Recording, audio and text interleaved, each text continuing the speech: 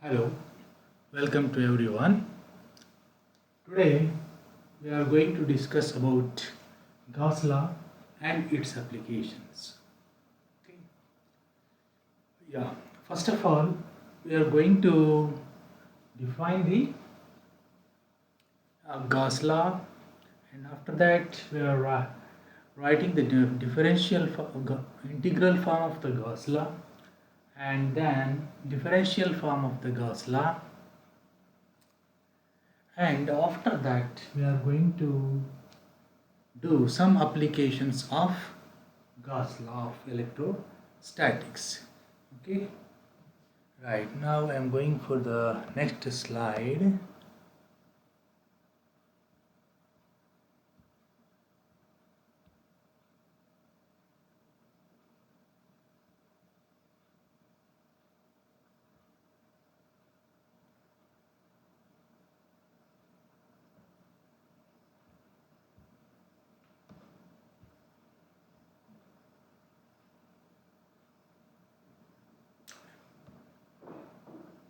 Yeah, uh, you can see here the outline of the today's class.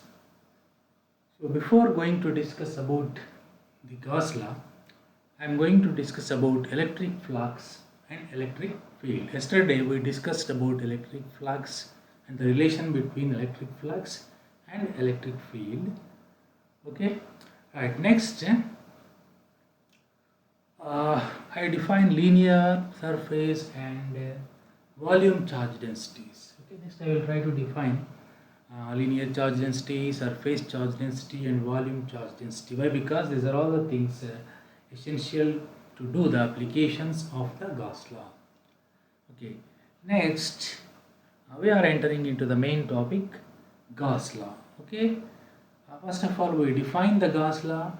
Next, we write the equation for the Gauss law in two forms. First, in integral form.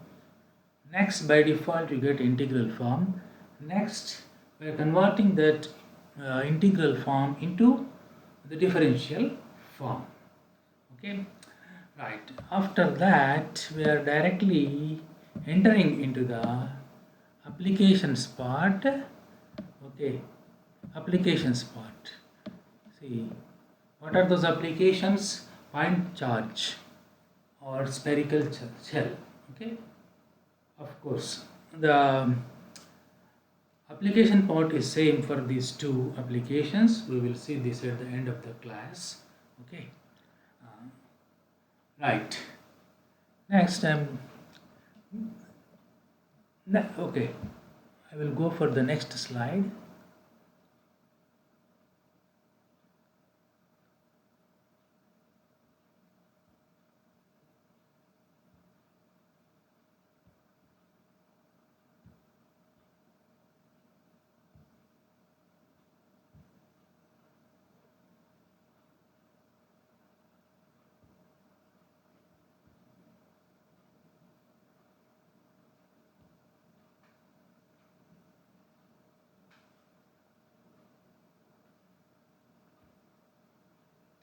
Yeah. See, this is Gauss law, but before going to this, I want to discuss about the and electric flux and the electric field and the relation between these two things. Okay.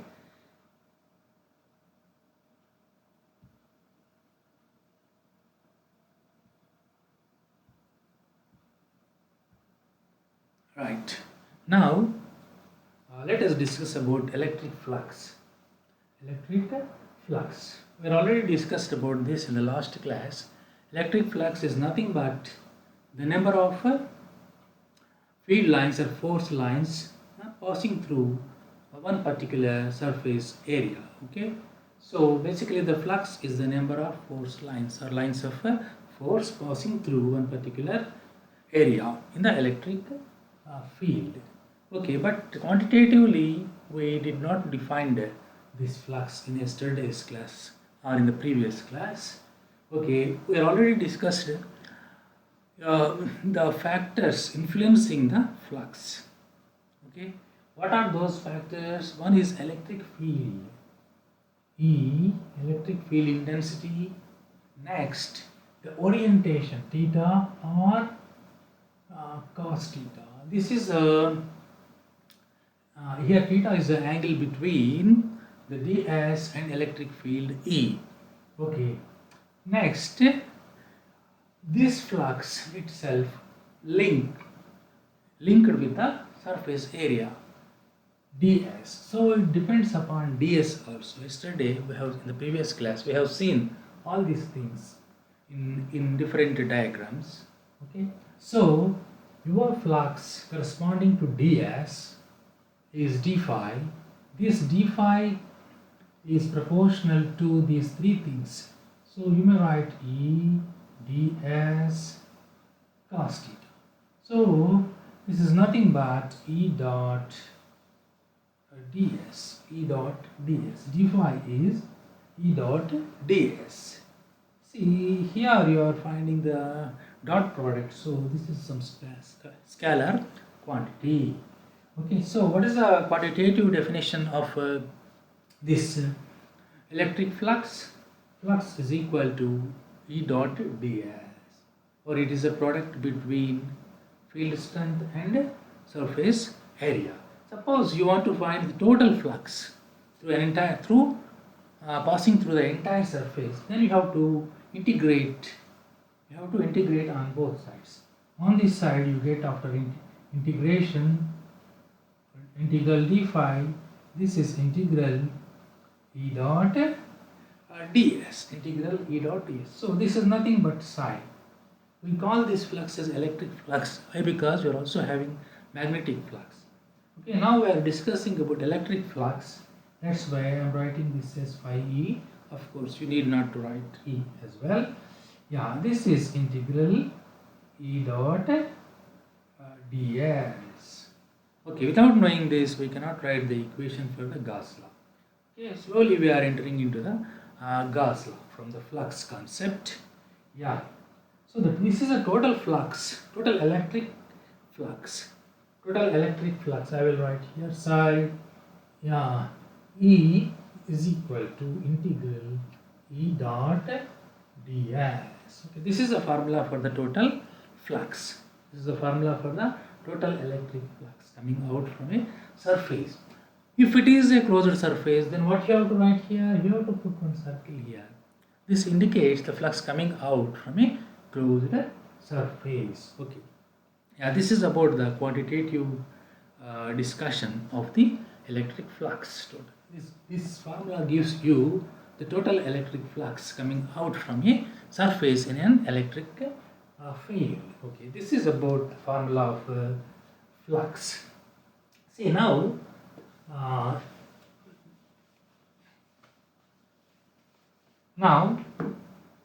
you may write the formula or the definition for E in terms of electric flux. Okay, you may write the definition of electric field in terms of force, and you may write the definition of E in terms of flux, in terms of electric flux, psi E, or simply you may write psi. You may write psi. Okay. What is this? Electric flux. What is this? Phi. Phi E, or simply phi. Okay. Right. So now let us try to give the two definitions of E, which we use generally. Okay. Actually, what is the basic definition? You know this in terms of F. Okay. See, this E and F are the same. This E is the electrostatic force working in some special conditions, in some special case. Okay. In one particular case, we call force acting in one particular situation, we call that as electric field strength or electric field intensity. So what is our definition now? See, this is suppose you are taking one unit charge, charge. Okay. 1 coulomb charge, one positive charge, test charge. So force acting force acting on this unit positive charge is known as what? Is known as what? You know the formula relating E and F. E and F. So we define this E as force acting on a unit positive charge. Unit force acting on a positive charge. Unit positive charge. See here in this area we are having electric field. This field is defined at every point in this space. Okay, why? Because E is a vector field. E is a vector field. So here from point to point, the direction as well as magnitude of E is changing. So intensity varies from point to point. Suppose you want to find the intensity at some one particular point. Here, you want to find the electric field intensity at one particular point. Okay. See, I am drawing here this here. Okay. See, at every point you may define field intensity as well as direction of the field. Here, suppose that you want to find the electric field intensity at this point. Then what you have to do? You have to put unit positive charge here. You have to put unit positive charge here, and then this unit charge will experience the electrostatic force. The electrostatic force acting on this particular unit charge is known as the electric field intensity at this particular point. This is one definition. So what is the definition of electric field in terms of force, electrostatic force? Electric field is nothing but the electrostatic force acting on a unit positive charge. So for 1 coulomb charge, for 1 coulomb charge, for 1 coulomb, for unit charge, okay, how much electrostatic force is acting? E, according to the definition of E. So how much electrostatic force acts on Q coulombs charge? Simply it is Q into E. Q E. So how much electrostatic force acts on a Q coulombs charge if it is placed at a point in the electric field? How much force it experiences electrostatic force? QE. Why? Because its magnitude is Q coulombs. Okay. You are placing this charge at one particular point where the electrostatic force on one unit charge is E. That's why on Q coulombs we have QE electrostatic force. So F is equal, that's why we write F is equal to QE, or E is equal to now F by Q.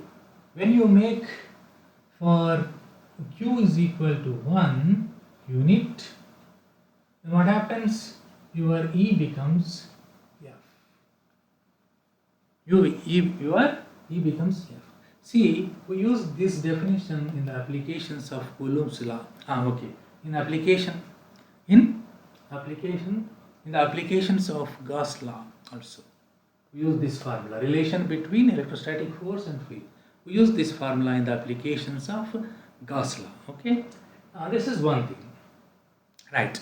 In order to write or define the Gauss Law or Gauss theorem, we need flux. We need flux.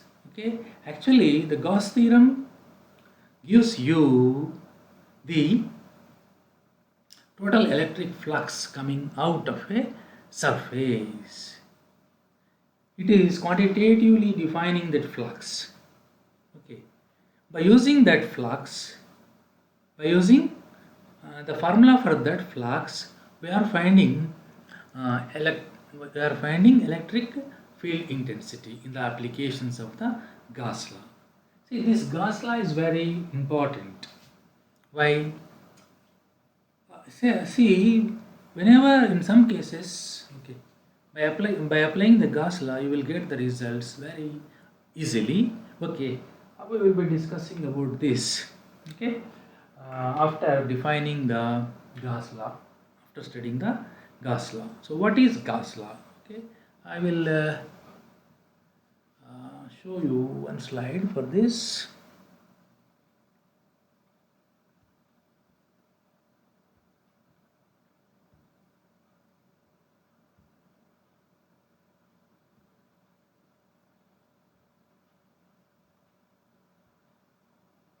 Yeah. Now we may see on that slide. See here.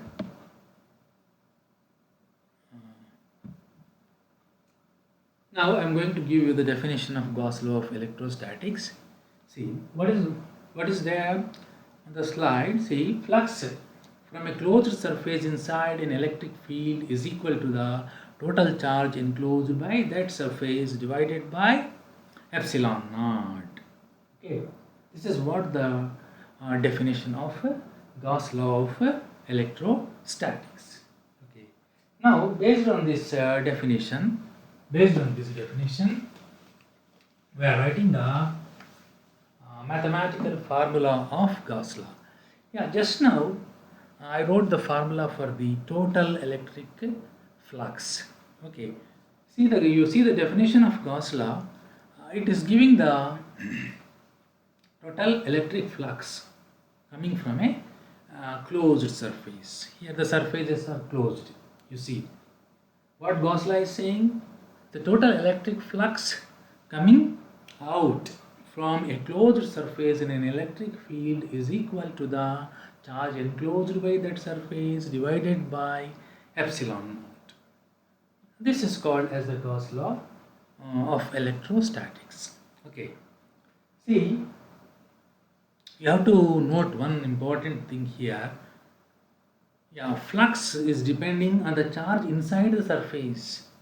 There may be the charges. In one particular case, some charges may be inside. In one case, some charges may be outside. Which charges are influencing the electric flux coming out from that surface? Only charges enclosed by that surface. Outside charges are having no effect on the electric field. Okay. Yeah, let us see how many types of surfaces are there. Okay.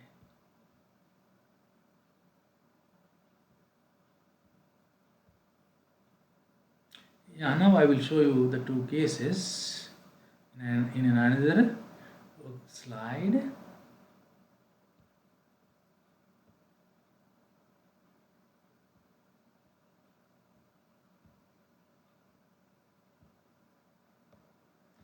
Yeah. Yeah.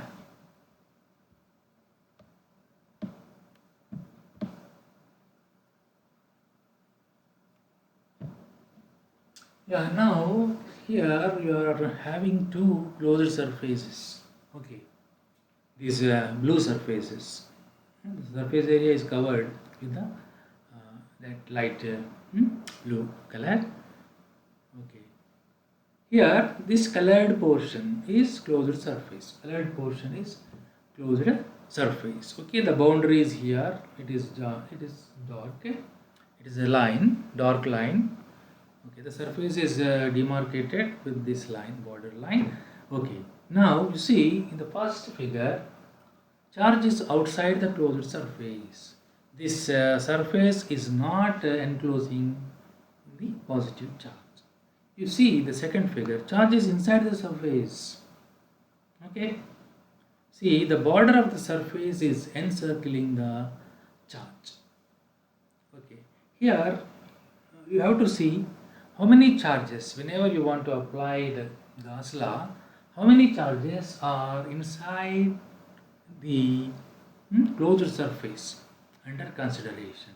How many charges are outside this closed surface? See, there is one particular name for this closed surface.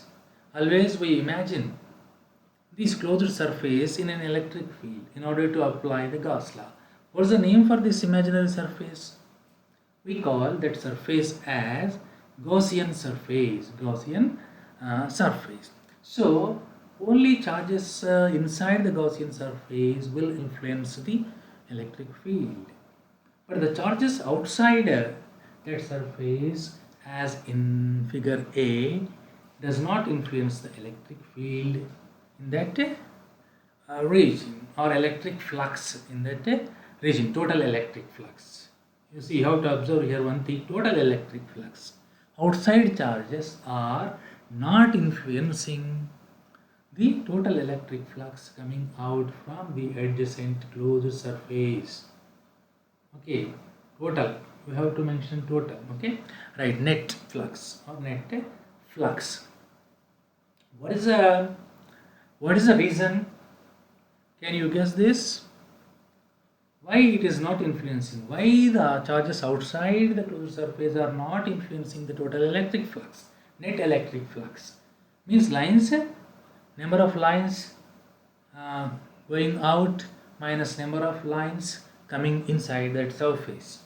See, in the second figure, figure B, you have only one type of field lines or lines of force. All are directed outwards. See here,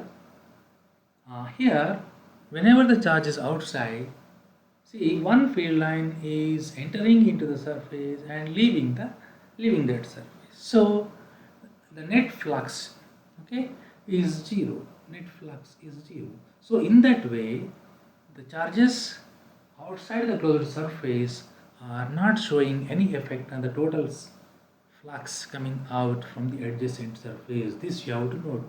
Why always we have to consider charges inside the closed surface? Why we should not have to consider the charges outside the closed surface? Why? Because those charges may be just adjacent to that closed surface, but still those charges are not showing any effect on the total flux coming out from that surface. Okay, this is one important thing you have to note while applying the Gauss law of electrostatics. Okay, but we did not study the mathematical form of the Gauss law of electrostatics so far. Okay, now let us write the mathematical form of Gauss law of electrostatics. Yeah, now let us give the mathematical form of Gauss law of electrostatics. The statement is there, theorem is over, we studied the theorem. Based on that theorem, we are going to write the mathematical form of Gauss law of electrostatics. So what is the mathematical form? See, what is the definition? Total flux is equal to total charge by epsilon naught. Okay, it is there in the definition itself. Total flux. What is the formula for total flux? Just now I wrote here on the board. What is the total flux formula? Phi is equal to, or phi E is equal to, in Gauss law we are always having closed surface. So here I am writing this symbol, integral E dot ds. What Gauss law is saying? This integral E ds is equal to, that is there in the Gauss law, is equal to total charge. Let us denote that Q. Then this is the total charge.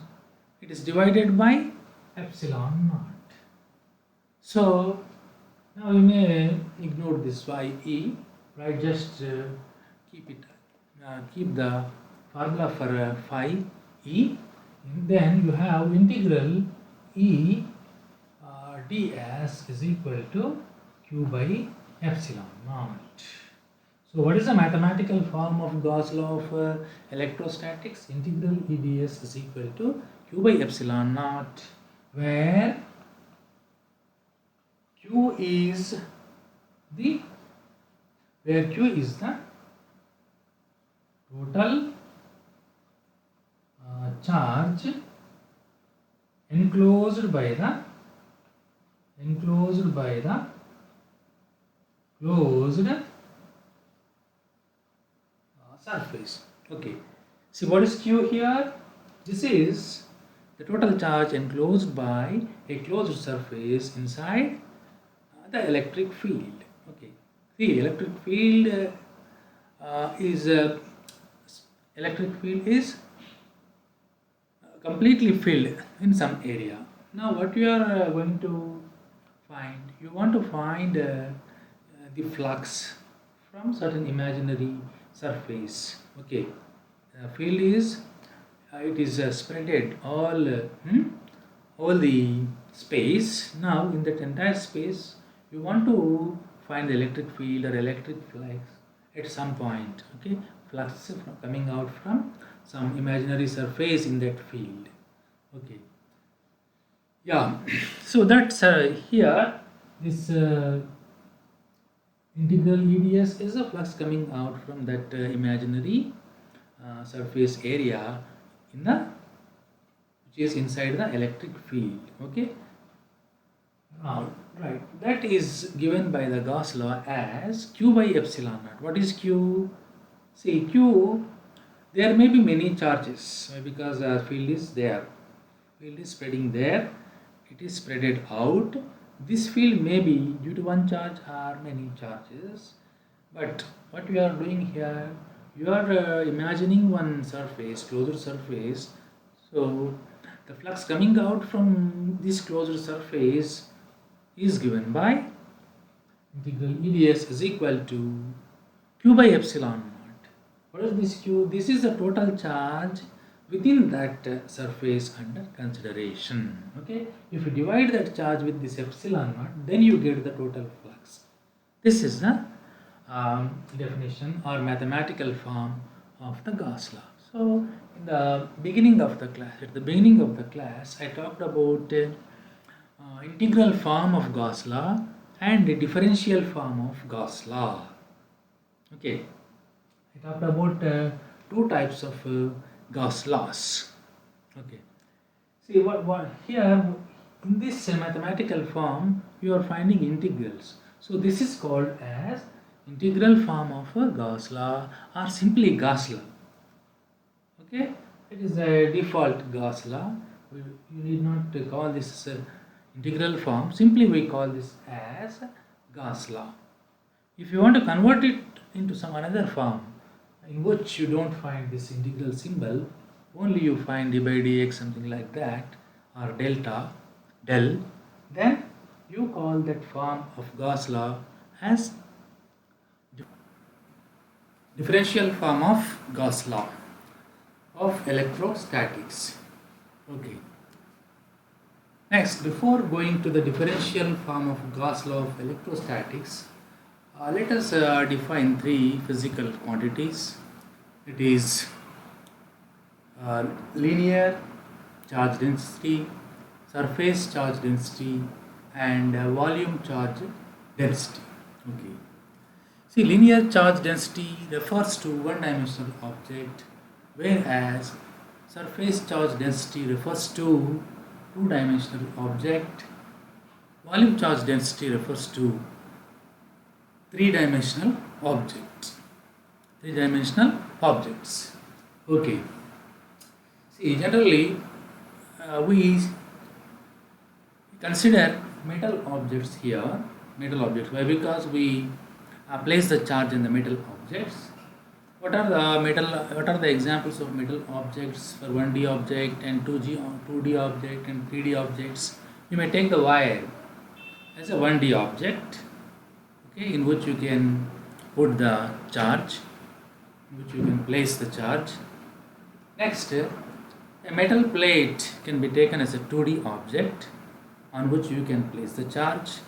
Next, you may consider solid sphere or spherical shell as a 3D object on which also you can place a charge. Okay, all these things may be the charged objects.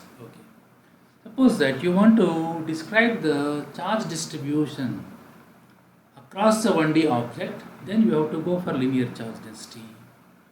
Suppose you want to discuss about the distribution of the charge over the surface, over the plate, then you have to consider surface charge density.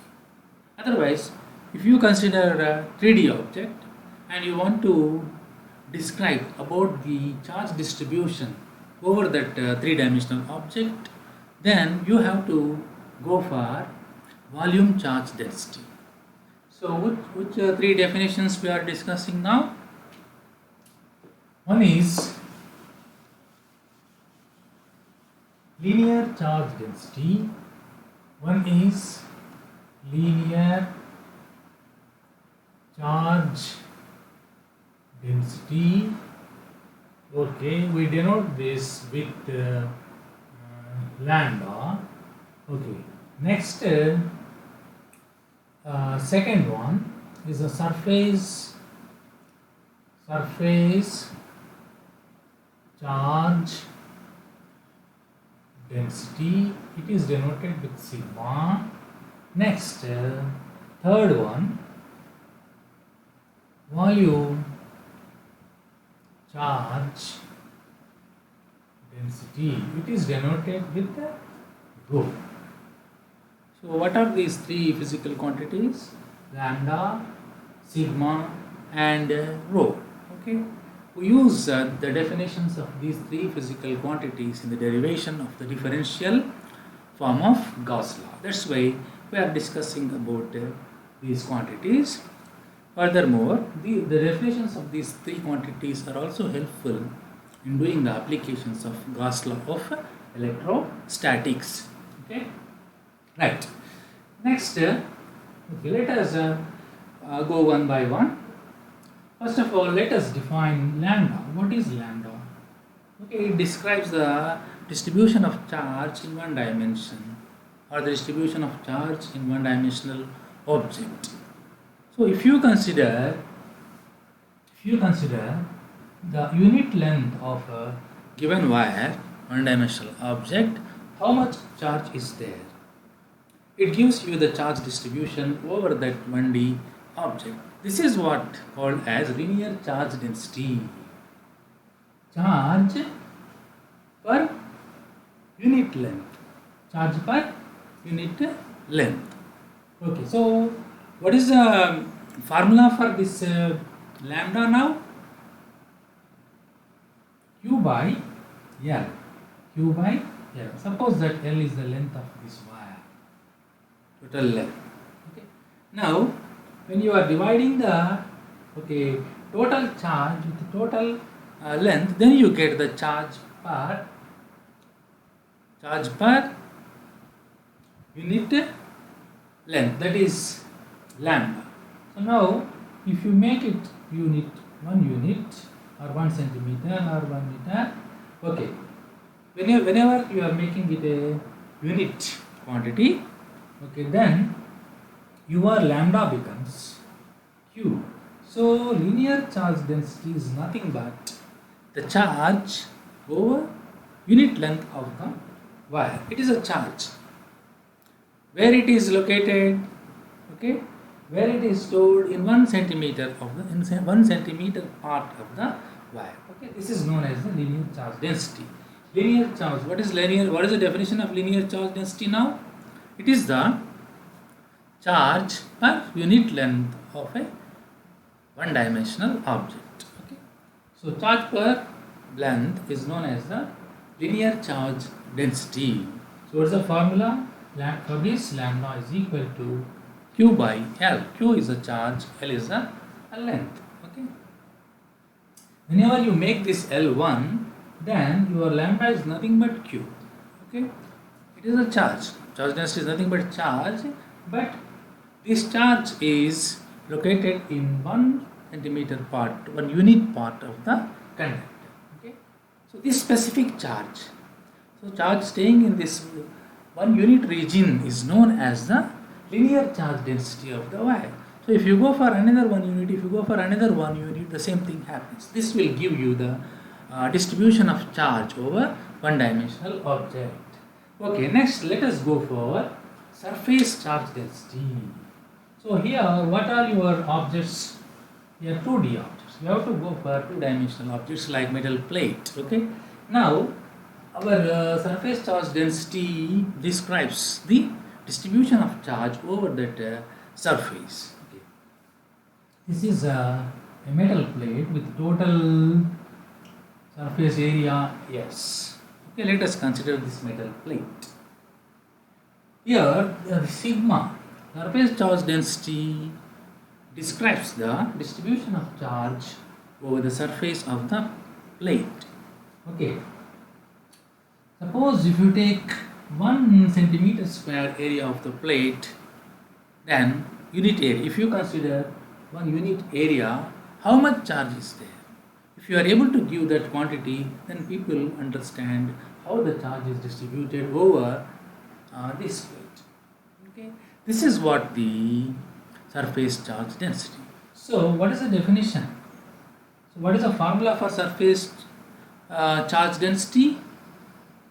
By using this definition, charge per, what is the unit quantity here? Surface. So, whenever you write sigma is equal to Q by S, then by making S as 1 unit, then your sigma becomes Q. So you are expressing the unknown quantity in terms of the known quantities or quantity. Okay, this is also a charge. Surface charge density is also a charge in one particular area of the conductor. That means it is a special case. You find this much of charge in unit area of the two-dimensional object. Okay. So, what is the definition of surface charge density now? Whenever you make S1, then you get sigma is equal to Q. So, it is a charge per unit area of the conductor, unit area of the object or conductor. Okay. This is about surface charge density. So, what is the formula for surface charge density? Sigma is equal to Q by S. Q is a charge, S is the surface area, total surface area. Okay. So, in each and every unit surface area, you find this much of charge. That will give you the charge distribution over the two-dimensional object. Okay. Next, let us go for volume charge density. Third quantity, volume charge density.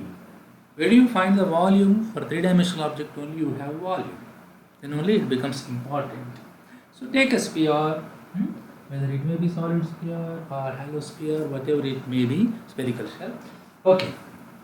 Now, if somebody is interested in knowing the charge distribution over the surface of this object, then which quantity you have to give, which value you have to give? You have to give the value of rho. Then some person understands the charge distribution over the 3D surface, three-dimensional objects. Okay. So, surface charge density describes the charge distribution over the surface of the three-dimensional object. Okay. Charge distribution, otherwise charge distribution in 3D object. Okay. So here also, what do we define rho? Rho means it is nothing but here it is having volume. So what we have to write in the denominator? We have to write the volume here. Rho is equal to, it is also a charge, but where it is located? The volume of the object. So whenever you make V is equal to 1 centimeter cube, then what happens? Rho becomes Q.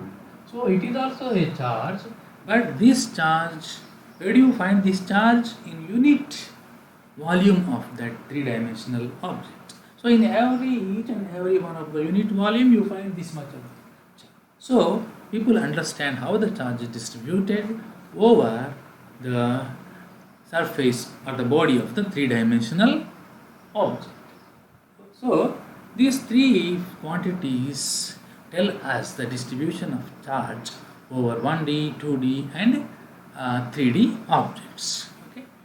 So the definitions of these quantities are required for us in order to derive the differential form of Gauss law from the integral form of Gauss law. Okay, right. Let me summarize the definitions of these three quantities now. So I am writing here all the three formulas. Okay, what is that? First one, lambda is equal to Q by lambda is equal to Q by L. Okay. Next, sigma is equal to Q by S. Next, rho is equal to Q by V. Okay. Q by V. Okay. Now we want to express Q in terms of lambda, in terms of sigma, in terms of rho. Why? Because all these three definitions are involving Q. Okay. Suppose that you are taking dl length of the wire, then how much charge you find there? You find dq charge over that length. Okay. So now what happens to your dq? dq becomes dq is equal to lambda dl. By taking integration on both sides, you have on this side q, on this side you have lambda dl. So you may write q as integral lambda dl. Okay. Now let us go for the another definition, the definition of sigma. Here also I am writing d here. In ds surface you find dq charge, on ds surface you find dq charge. Now your dq becomes sigma ds. By taking integration on both sides, you have q is equal to integral sigma ds. So now you may express q in the form of this formula, integral sigma ds. Okay. Now let us go for the third definition. Okay. Here also I am writing dv, infinitesimal element of volume. This is the infinitesimal charge. Now you may write this as, you may rewrite this as dq is equal to rho dv. By taking integration on both sides, you have q is equal to integral rho dv. Okay. So by using three definitions, we are expressing q in three different forms. We are expressing q in terms of three different formulas. One is involved with lambda, other is involved with sigma, other is involved with rho. But all of these three formulas, all of these three expressions are giving us the same physical quantity, that is a charge. All of them are giving the charge. Here actually we want to make use of these formulas here in the derivation of differential form of Gauss law of electrostatics. So now we may comfortably go to the derivation of differential form of Gauss law. Okay, right. Now I am going to derive the differential form of Gauss law of electrostatics.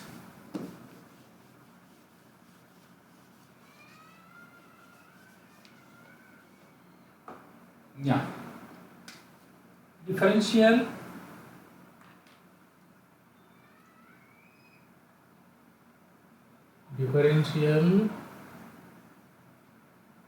form of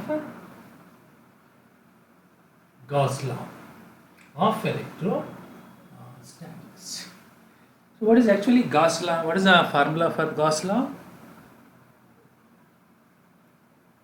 According to Gauss law, what is the simple mathematical form? Integral form.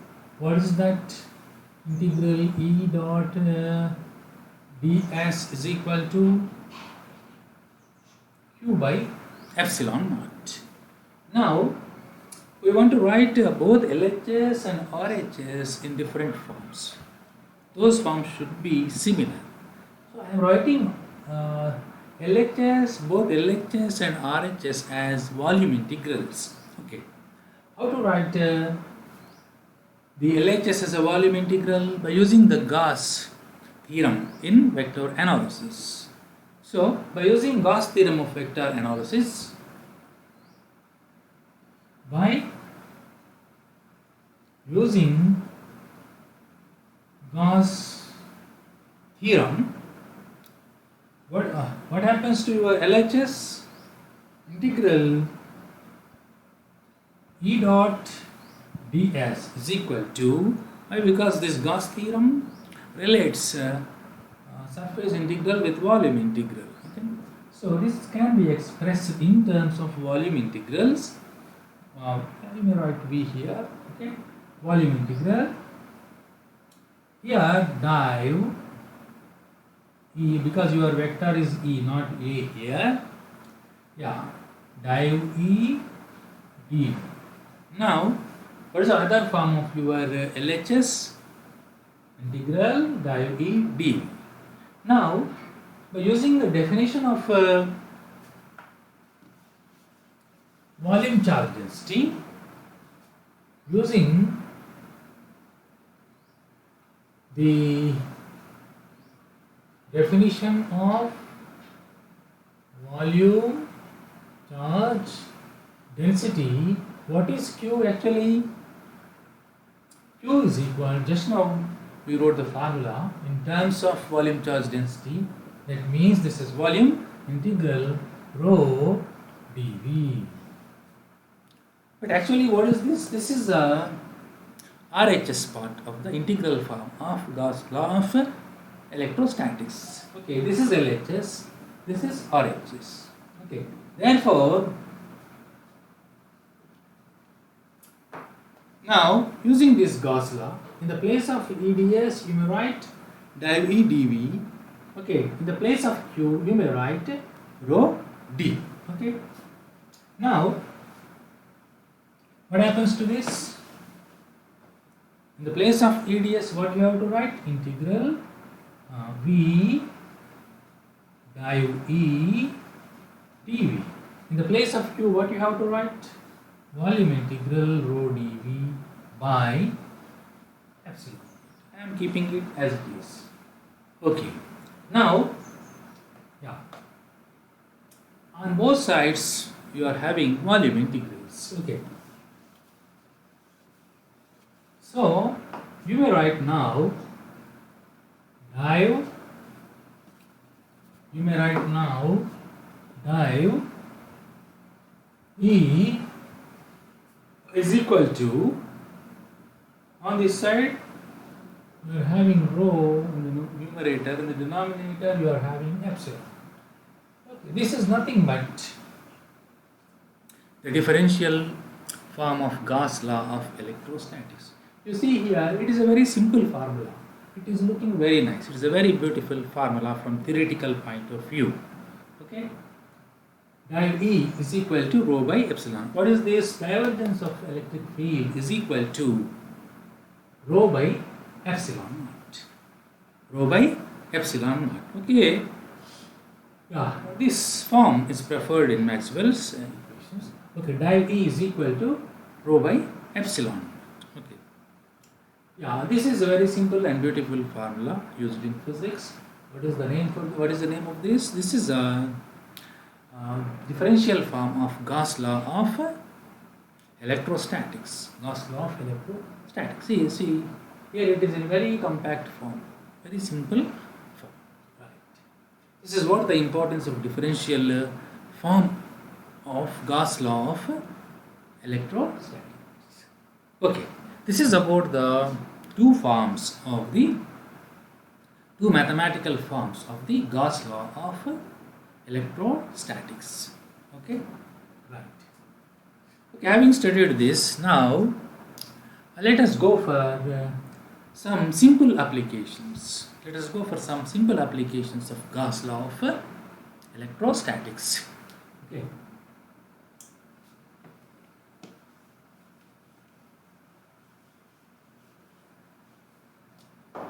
Yeah, at the beginning of the class, okay, I talked about point charge as an application and a what is that? Spherical shell. Okay, a first one is a point object, second one is a spherical shell. Okay, okay. Now we are going to apply our Gauss law to these two particular cases. We are applying Gauss law to these two particular applications. Okay. Here the application procedure will be the same for these two objects. Okay. First of all, let us discuss about the point object. Okay. You just if you just see the slide, I will show the two examples here.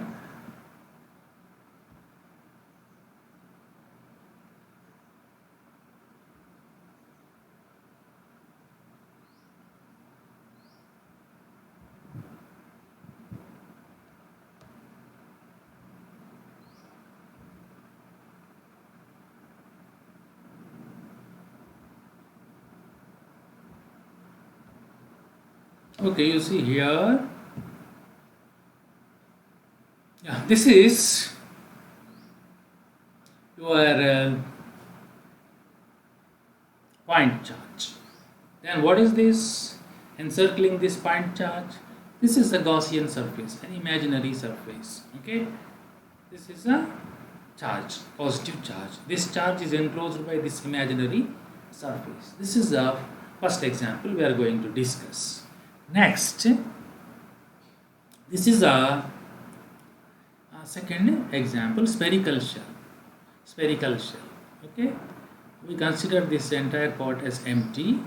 Okay, entire charge is there on this surface only. Okay. Okay, first of all, let us discuss about this point charge. Okay, point charge.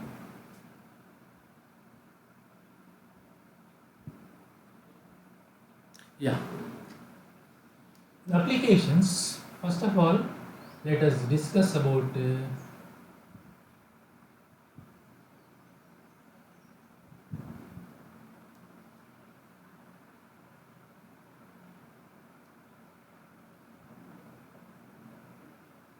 point charge. Okay, right. Yeah, these are the very simple examples.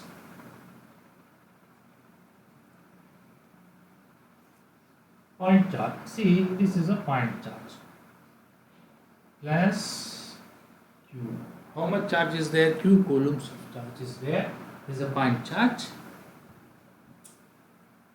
Okay, since it is a positive charge, your field lines will be like this. They are coming outwards from this charge at the center. Okay. Just now we have seen on the slide. Yeah. Okay, your field lines will be like this in this case. Now you want to find the electric. Actually, why do we use the Gauss law? Actually, Gauss law is giving the electric flux. Actually, but we use the Gauss law in order to find the electric field or the electric field intensity. Why? Because flux is expressed in terms of electric field. That's why if you know the flux, then it is nothing but you know the electric field at any one particular point in the field. Okay, but already there is a Coulomb's law. By using that, also you may find the electric field. Okay, when you know the force, you may calculate by using the relation between force and field. But here the calculation will be greatly simplified when you use the Gauss law of electrostatics. But you cannot apply this Gauss law in every case. Okay, there are some restrictions on applying this Gauss law. Wherever it is applicable, it simply solves the problem. Where it is applicable only to all symmetrical problems. Charge distribution must be symmetrical. You may take spherical shell, you may take point object, you may take solid sphere. Okay, you may take cylinder. These are all the symmetrical objects. So, in order to find the electric fields due to all these charge distributions, you may use Gauss law very comfortably. It will easily solve your problem. Okay. Now, that's why we are applying Gauss law. We are going to apply Gauss law for this symmetrical problem, point charge problem. Okay. Here, suppose that you want to know the E, electric field intensity at this particular point. Then what you have to do? You have to imagine a closed surface around passing through this point. Passing through this point. This is your point. You want to know the electric field intensity at this point.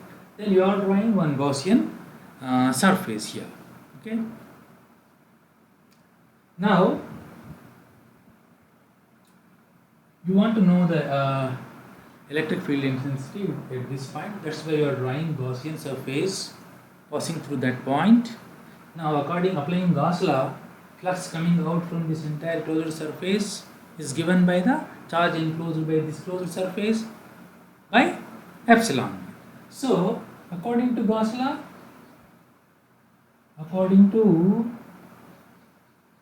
law, integral EDS is equal to Q by epsilon. Okay, you need not to change anything here. Why? Because this surface is enclosed. This surface is enclosing the Q Coulomb charge. That's why we are writing Q here. Okay, you need not to change anything here. On this side, you have to make some simplifications based on the problem. So here, on every point on the surface, E is same, E is constant. Why? Because it is a symmetrical object. Every point on this line is at the equal distance from the center, that is radius. That distance is equal to radius. That's why E is constant. Now, what is the direction of field lines? Suppose you have to take small surface area here, ds. So it is also directed outwards. So we take the direction of ds perpendicular to this surface. What is this ds? What is this E? Huh? Every field line is showing the direction of E. Okay. Now this line is parallel to this line here, and this is constant. This is constant. Okay. When you expand the RHS integral, it is E ds magnitude E magnitude EDS cos. What is the angle between EDS? 0. Cos 0 is equal to Q by epsilon naught. Okay, EDS. So E is constant. Cos 0 is 1. Otherwise, you write just E ds. Okay. Cos 0 is 1. So you need not to write anything. This is Q by epsilon naught. So you have integral E ds is equal to Q by epsilon naught. Since E is constant, you may comfortably take it outside. So now you are left with E integral ds is equal to Q by epsilon naught. So next? Okay, I am writing here. Next step, E integral. What is integral ds here? This is an infinitesimal element. This will give you the total surface area. What is the total surface area of this sphere? If this is here to here, this length is r, then the radius of the sphere is r, then what will be the total surface area? 4 pi r square, 4 pi surface area of the sphere. This is the value of integral ds. This is equal to Q by epsilon naught. See, therefore your E is now 1 by 4 pi epsilon naught Q by r square. This is nothing but the Coulomb's law. Okay, with one of the charges as 1 unit. Okay, right. So what will be the field intensity on every point of this surface? That will be 1.4 pi epsilon naught Q by r square. As you move away from the charge, what happens? Denominator value increases drastically, then E value decreases drastically. Okay, in this way, we will find the electric field intensity of a point charge distribution. Okay, what is our second example? That is spherical charge. That is spherical shell. No? Yeah. Here, you just remove this point charge and place the sphere. Now, this is a spherical shell. Entire charge is on the surface. Now, the entire sphere is inside your Gaussian surface. Gaussian surface. Okay. Yeah, this is the center of the sphere.